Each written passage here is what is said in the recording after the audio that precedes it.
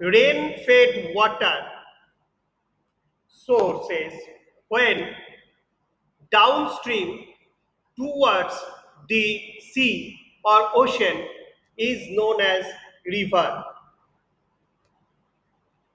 বরফ গলা জলে পুষ্ট অথবা বৃষ্টির জলে পুষ্ট কোনো জলধারা যখন ভূমির ঢাল অনুসরণ করে প্রবাহিত হয়ে এসে কোনো সাগরে বা মহাসাগরে বা হ্রদে এসে পড়ে তখন তাদেরকে আমরা বলি নদী। নদী মোটামুটি তোমরা সবাই জানো যে ভারতবর্ষের গঙ্গা নদী সবচেয়ে বৃহত্তম নদী, যদিও ব্রহ্মপুত্র নদীর, মনে রাখবে ব্রহ্মপুত্র নদীর লেন্থ বেশি কিন্তু গঙ্গা নদীর থেকে। The length of Brahmaputra river is bigger than Ganga river, but Brahmaputra রিভারটা অনেকটা এরিয়া আমাদের ইন্ডিয়াতে নেই, তিব্বতে আছে। সেই কারণে ইন্ডিয়ার বিগেস্ট রিভার হলো গঙ্গা রিভার। এটা খেয়াল করবে, অনেকে এই ধরনের প্রশ্নে একটু অসুবিধায় পড়তে পারো যে ব্রহ্মপুত্র নদী যদি বেশি লেন্থ হয় তবু কেন ওকে ভারতের সবচেয়ে বড় নদী বলা হয় না? কারণ ব্রহ্মপুত্র নদীর রিভারের অনেকটা এরিয়া তিব্বতে আছে। এবারে তিনটে জিনিস পড়াচ্ছি, দেখো। ধরো একটা রিভার অরিজিনেটেড হলো ফ্রম হিয়ার। এই যে অরিজিনেটেড ফ্রম হিয়ার, এই যেখান থেকে অরিজিনেট করলো, এই origination of river is known as source of the river. এখানে ছোট ছোট কতগুলো চ্যানেল আসে, ছোট ছোট ওয়াটার চ্যানেল আসে।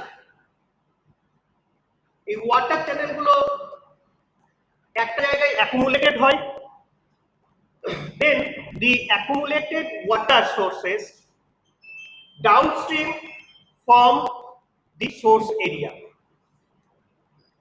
যে এরিয়াতে এই যে ছোট ছোট চ্যানেলস গুলো মেন রিভার কানেক্ট করার জন্য ছোট ছোট চ্যানেল তৈরি হলো, এই এরিয়াটাকে আমরা বলি catchment basin. The part from the channels where the main river is connected, local water bodies which make the main river, this area is known as catchment basin. নদী যেখানে সৃষ্টি হচ্ছে সেই জায়গাটাকে আমরা বলছি নদীর উৎস। সেটা কোনো পাহাড় পর্বত হতে পারে, কোনো একটা মালভূমি হতে পারে, কোনো একটা হ্রদ হতে পারে, লেক হতে পারে, যে কোনো জায়গায় হতে পারে। তো এই যে একটা এরিয়া, যে এরিয়া থেকে এটা তৈরি হচ্ছে সেখানটাকে বলছি আমরা উৎস, সোর্স। উৎসতে কি থাকে? ছোট ছোট ছোট ছোট জলধারা, এগুলো মিলিত হয়ে একটা বড় জলধারা বা নদী তৈরি করে। এই যে ছোট জলধারাগুলো যে অংশটাতে তৈরি হয় বা যে অংশটাতে মিলিত হয়ে একটা বড় নদী তৈরি হয়, সেই জায়গাটাকে আমরা বলি ক্যাচমেন্ট বেসিন। ঠিক আছে, এটা খেয়াল করবে। তাহলে river is a natural channel flowing water from towards the slope and mixed with seas or oceans or lakes. পৃথিবীতে অনেক বড় বড় নদী আছে, যেমন ধরো নাইল রিভার। নাইল রিভারটা হলো পৃথিবীর সবচেয়ে লংগেস্ট রিভার। আরেকটা রিভার আছে অ্যামাজন রিভার। অ্যামাজন হলো পৃথিবীর world biggest river according to flow of water. জলের প্রবাহ অনুসারে আমাজন নদী পৃথিবীর বৃহত্তম নদী, আর Nile river is the longest river of the world. আরো অনেক বড় বড় নদী আছে, যেমন ধরো মিসিসিপি, মিসৌরি, দুটো আলাদা আলাদা নদী, একসঙ্গে আমরা নামটা বলি। মারে ডার্লিং অস্ট্রেলিয়ায়, মানে অস্ট্রেলিয়ায় দেখতে পাওয়া যায়। ভলগা, তারপরে ইয়াংশি, গঙ্গা, এগুলো। আচ্ছা, ইয়াংসি এবং ইয়াংসি কিয়াং দুটো ছোট ছোট নদী একসাথে, মানে দুটো নদী একসাথে মিশিয়ে আমরা ইয়াংসি কিয়াং বলি। ঠিক আছে, এইবারে হলো এই ক্যাচমেন্ট মেশিনটা আমরা বললাম। এবার আমরা আরেকটা জিনিস করব। আরেকটা জিনিস হলো যে একটা পিক থেকে, একটা হাইল্যান্ড থেকে একটা রিভার তৈরি হলো, ফরমেশন হলো একটা রিভার।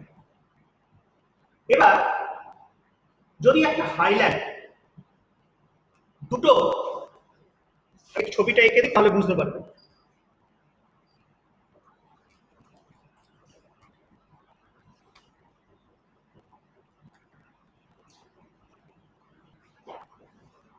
দুটো, লালটা একটু লেখা কম পড়ছে না রে, দেখা যাচ্ছে না।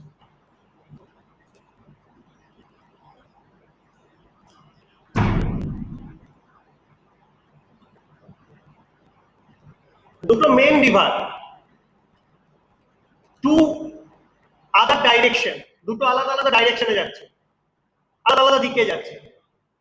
when divided by a high peak area or highland area, these two rivers are divided by this highland. এই যে ডিভাইডেড করলো, দুটো ডিফারেন্ট ডাইরেকশনে যাওয়া দুটো নদীকে যখন ডিভাইডেড করছে, এই ডিভাইডেড এরিয়াটাকে আমরা বলি ওয়াটারশেড। দুটি নদী যখন একটি উচ্চভূমি দ্বারা পৃথক হয়, যখন আলাদা হয়ে যায়, তখন এই উচ্চভূমিটাকে আমরা বলছি জলবিভাজিকা। মানে দেখো, জলের বিভাজন করছে, জলটাকে দুটো আলাদা আলাদা এরিয়াকে তোমার ডিফারেন্স তৈরি করে দিচ্ছে দুটো রিভারের। এই জন্য এইটাকে আমরা বলছি ওয়াটার শেড। ঠিক, তাহলে আরো একটা জিনিস আমরা নতুন করে করলাম, ওখানে একটা জিনিস করেছিলাম। আচ্ছা, ওখানে ক্যাচমেন্ট বেসিন করেছিলাম, আমার বাংলাটা নিশ্চয়ই তোমরা জানো, আমি বললাম না। ধারণ অববাহিকা মানে যেখান থেকে তৈরি হয় সেটাকে বলে ধারণ অববাহিকা, ক্যাচমেন্ট বেসিন। আর দুটো রিভারকে যে হাইল্যান্ডটা ডিভাইডেড করলো, সেই ডিভাইডেড হাইল্যান্ডটাকে আমরা বলছি ওয়াটারশেড। বেশ, আশা করছি এই অবধি তোমাদের মোটামুটি বোঝা হয়ে গেছে। এইবার এই যে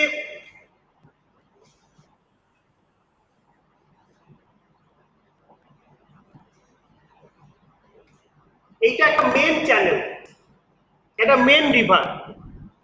এই মেন চ্যানেলে অনেক সময় ছোট ছোট river joint with the main river,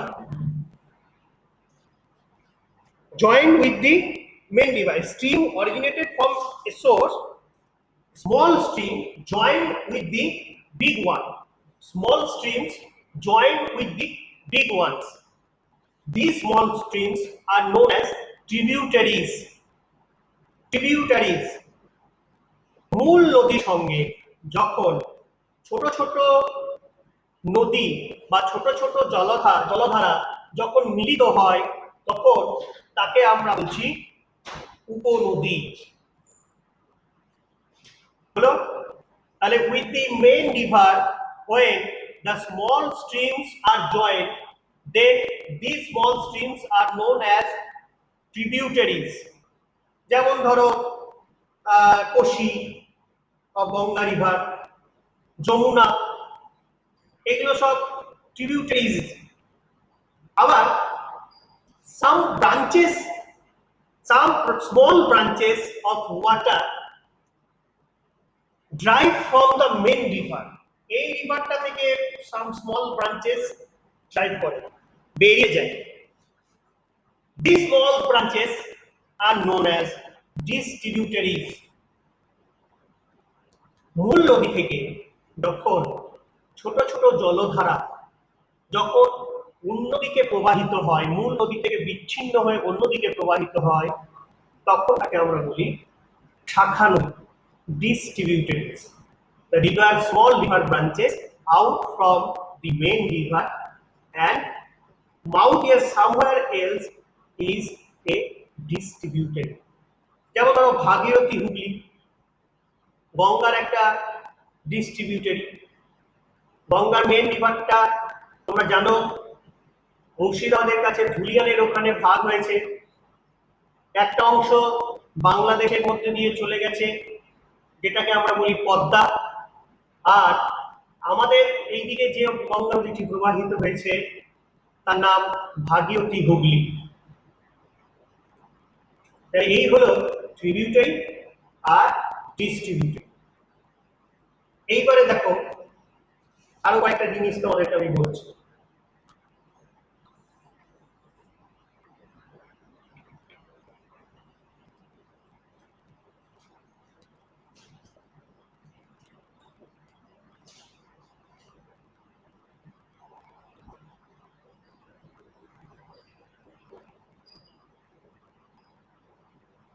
This is a source point of the river.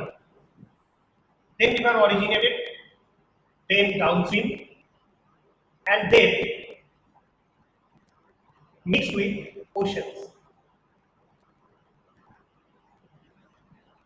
Where the river join with the ocean or mix with the ocean water, this area is known as mouth of the river.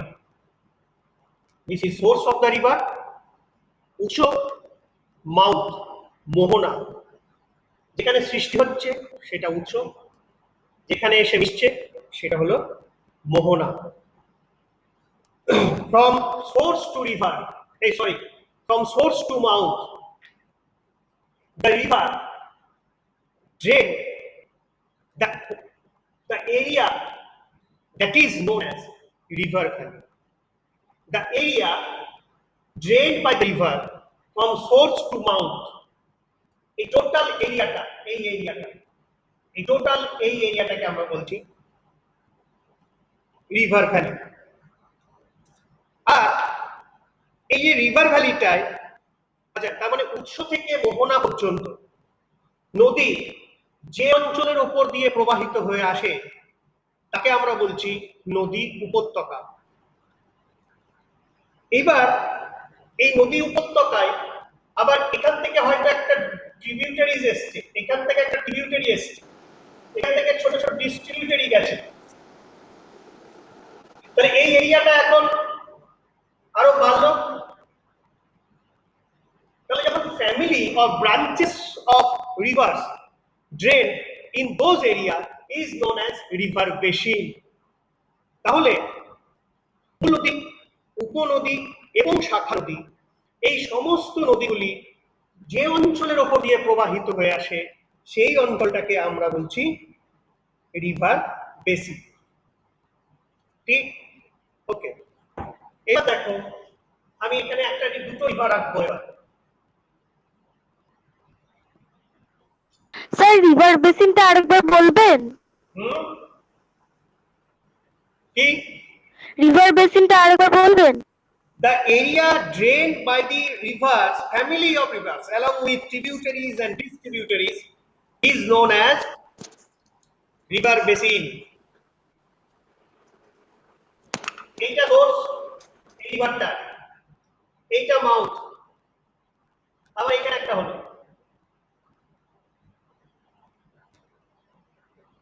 এটা source, এটা mouth.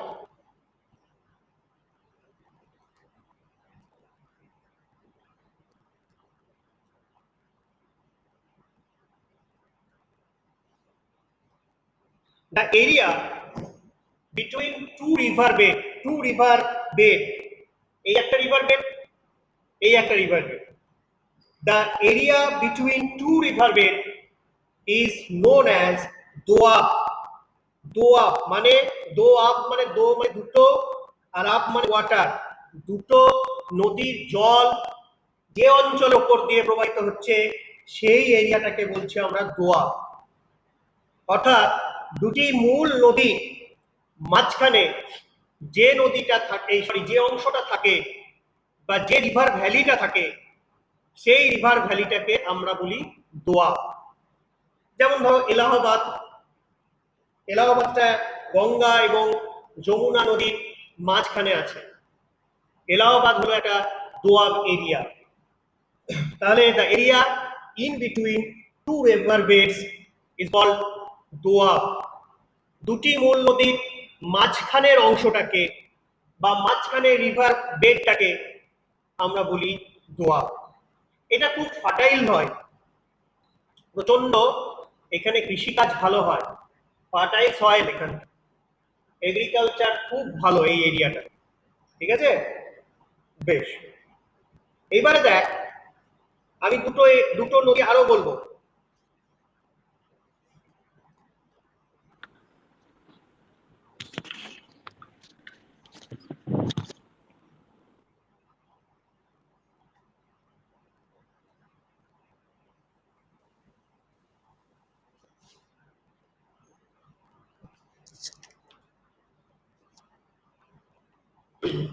কিছু কিছু river আছে, সাম reverse what source এবং mouth, source এবং mouth একটা এরিয়াতে বা মেনল্যান্ডের মধ্যেই থাকে, মেনল্যান্ডের বাইরে যায় না। অরিজিনেটেড হয় itself from a হয় lake or from a hill area, and then the mouth is also in the mainland area. এখানে একটা রিভার আছে যেটা আরাবল্লী মাউন্টেন থেকে হয়েছে। এই রিভারটার নাম লুনি। এই রিভারটার সোর্স মেনল্যান্ডে, আবার এই রিভারটা মাউথটাও মেনল্যান্ডে রান আপ করছে। সোর্স এবং মাউথ যেটা একটা মেনল্যান্ডের এরিয়ার মধ্যে, in between the mainland, then this type of rivers are known as inland rivers. এছাড়াও এগুলো ছাড়াও, এই লুনি ছাড়াও এমন অনেক রিভার পৃথিবীতে আছে। যেমন ধরো আমুদরিয়া, সিরদরিয়া, দুটো নদী আছে, ছোট ছোট নদী, যে নদীগুলো কিন্তু ইনল্যান্ড রিভার্স, মানে দোজ রিভার্স, যে নদীগুলি উৎস এবং মোহনা দুটি একটি অঞ্চলে মূল ভূখণ্ডের মধ্যে সেইটিকে বা সেই নদীগুলিকে আমরা বলি ইনল্যান্ড রিভার্স। যেমন ধরো ভারতবর্ষের লুনি নদী। এবার কোনো কোনো নদী আছে যে নদীগুলি একটা কান্ট্রি থেকে আর একটা কান্ট্রিতে আসে, from one country to another country or through many countries, অনেকগুলো দেশের মধ্যে দিয়ে প্রবাহিত হয়। সেই সকল নদীগুলোকে আমরা বলি ইন্টারন্যাশনাল রিভার, আন্তর্জাতিক নদী। যেমন ধরো ব্রহ্মপুত্র, যেমন ধরো ইন্দাস, সিন্ধু নদী ভারতে আছে, তিব্বত থেকে তৈরি হয়েছে ব্রহ্মপুত্র। তিব্বতে তৈরি হওয়ার পর এটা ভারতবর্ষে প্রবাহিত হয়েছে, ভারতবর্ষে প্রবাহিত হয়ে সেই নদীটা পরবর্তীকালে বঙ্গোপসাগরে পতিত হয়েছে। তাহলে দুটো দেশের মধ্যে দিয়ে এলো। আবার সিন্ধু নদী, ইন্দাস ভারতে তৈরি হয়েছে, অ্যাকচুয়ালি তিব্বতের কাছাকাছি তৈরি হয়েছে, তিব্বতেই তৈরি হয়েছে, ভারতে আছে, তারপর পাকিস্তানের ওপর প্রবাহিত হয়েছে। তাহলে the river flowing from many countries is an international river. একটা নদী যখন অনেকগুলো দুটি বা তার বেশি দেশের ওপর দিয়ে প্রবাহিত হয়, তখন সেই রিভারগুলোকে আমরা বলি ইন্টারন্যাশনাল রিভার বা আন্তর্জাতিক নদী। আমরা আজকে এই পর্যন্তই পড়লাম। এর পরের অংশটা, আচ্ছা না, আরো দুটো পড়েই নি, দাঁড়াও।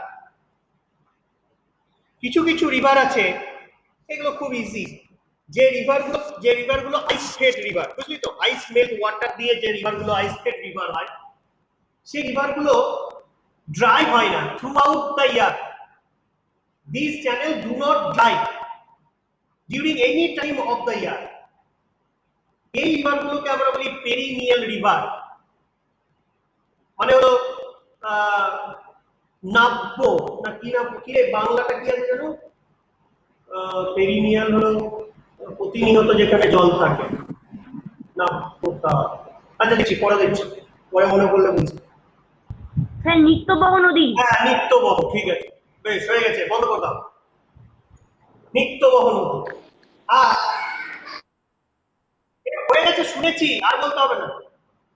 আর যে রিভার গুলো মেইনলি রেন ফেড ওয়াটার, মানে রেন ওয়াটার দিয়ে তৈরি, রেন ফেড ওয়াটার মানে fed by the rain water, those channels or those rivers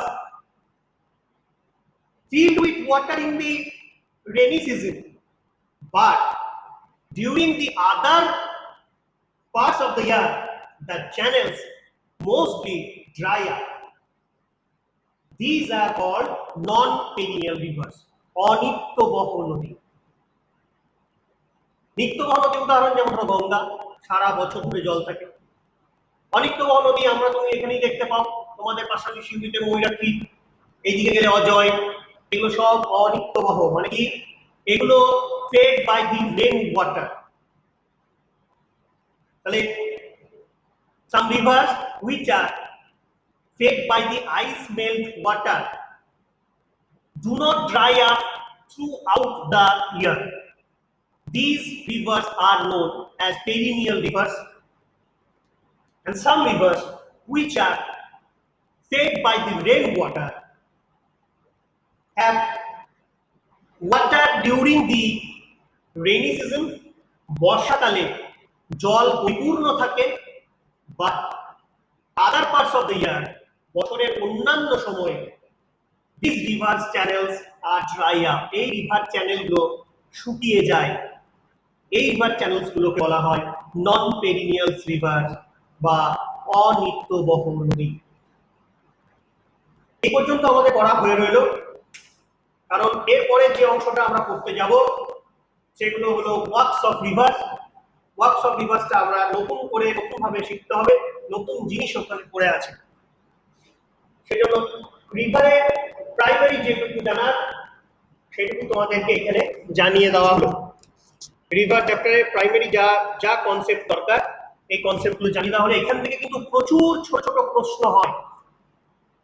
তোমরা বুঝতেই পারছো এখান থেকে প্রচুর ছোট প্রশ্ন হবে, যে হোয়াট ইজ ক্যাচমেন্ট বেসিন, ধারণ অববাহিকা কাকে বলে, হোয়াট ইজ ওয়াটারশেড, জলবিভাজিকা কাকে বলে, what is the difference between tributaries and distributaries, উপনদী এবং শাখা নদীগুলির মধ্যে পার্থক্য কি, বা এরকম প্রশ্ন হতে পারে what is doab, what is the difference between inland river and international river. আবার প্রশ্ন হতে পারে what is perennial river, non perennial river, what is river basin, what is river valley. এই প্রচুর প্রশ্ন হয় এখান থেকে। এগুলো কিন্তু অনেকগুলো জিনিস তোমাদের পড়ানো হয়ে গেল, ছোট ছোট জিনিস, কিন্তু ভালো করে একটু মন দিয়ে বাড়িতে পড়ো, না হলে আমরা এরকম পড়িয়েই চলে যাব আর তোমরা ফাঁকাই থেকে যাবে, বসে থাকবে। বুঝেছো? আগের দিন নিশ্চয়ই পড়া সবার হয়ে গেছে সুন্দর করে, আগের দিনে পুরোটাই পড়ানো হয়ে গেছিল আমাদের।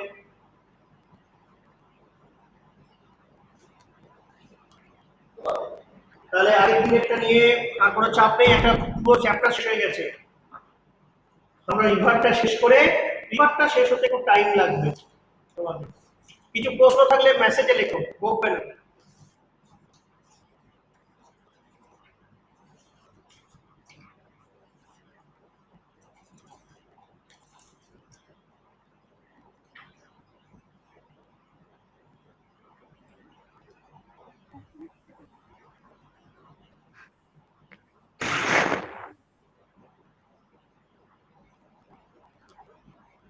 কিছু প্রশ্ন থাকলে মেসেজে করো, কি বলেছে এটা?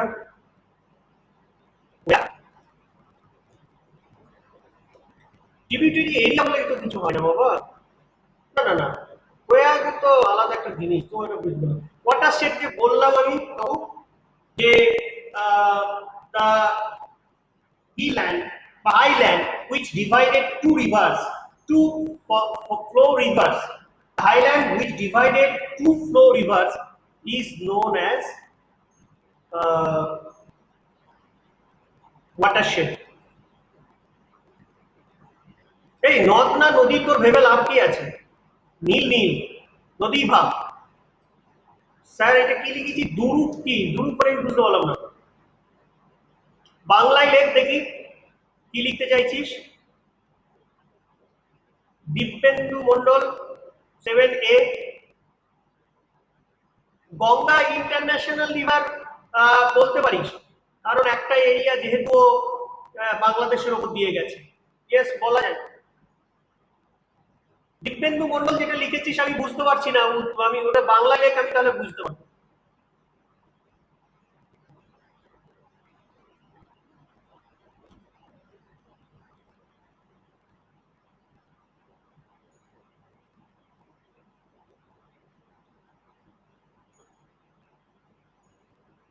হ্যাঁ, ইনল্যান্ড লেভেলের নদ থাকবে না কেন? যেখানটাতে ও যে এরিয়াটাতে পড়ছে সেটাই ব্রহ্মপুত্র তো ইন্টারন্যাশনাল রিভার, আমি প্রথমেই বললাম।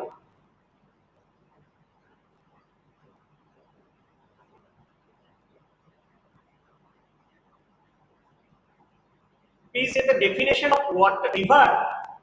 River is a natural channel or flowing water, travels from source to mouth according to the slope. ভালো করে শোন, তাহলে river is a natural channel or of flowing water from source to mouth according to the slope. This is called river. Brahmaputra river বাংলাদেশে আছে খানিকটা, ছোট্ট জায়গা আছে।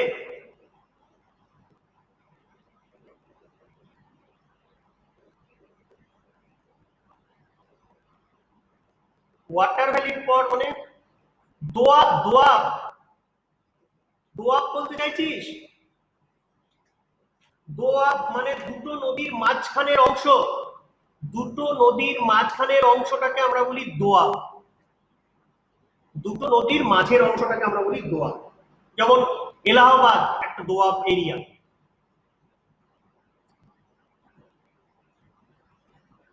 চলো ঠিক আছে, এসটি স্যারকে পড়াবেন মেসেজ। হ্যাঁ, দোয়াব মানে? দোয়াব বললাম যে দুটো রিভারের মাঝখানের অংশটা। না, দোয়াব হাইল্যান্ড হবে এরকম কোনো কারণ নেই। দোয়াব লো ল্যান্ডও হতে পারে, আর এলাহাবাদ কিন্তু প্লেন এরিয়া। ওকে ঠিক আছে, এরপরে এসটি স্যার পড়াবে, তোমরা বলতে থাকো। আমি আমার পরের দিন রিভারের কি অংশটা পড়াবো। টাটা। Okay sir. Thank you sir. Bye sir. Bye sir. Thank you sir. Sir